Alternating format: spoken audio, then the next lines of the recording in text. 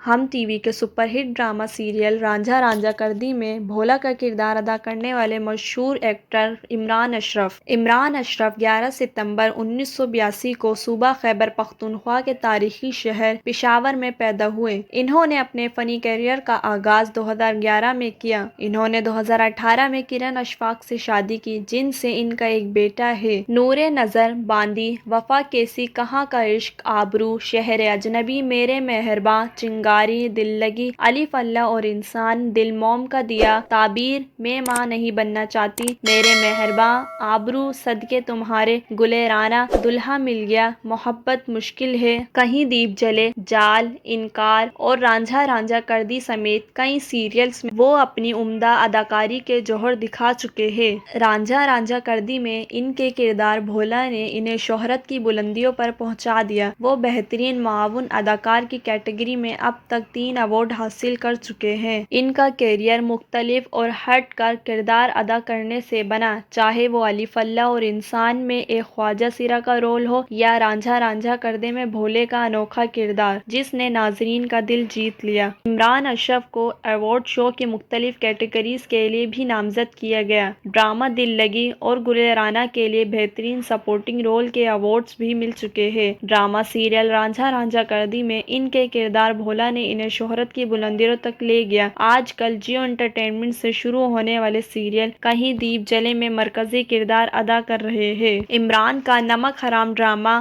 آج کل آن ایئر ہے، جو 3 ملین تک پہنچ چکا ہے۔ حال ہی میں ان کی بیوی کرن اشفاق سے ان کی علیحدگی ہو چکی ہے، جس کی وجہ سے کئی مہینوں تک دونوں میاں بیوی سوشل میڈیا پر عوام کی تنقید کا نشان بنے۔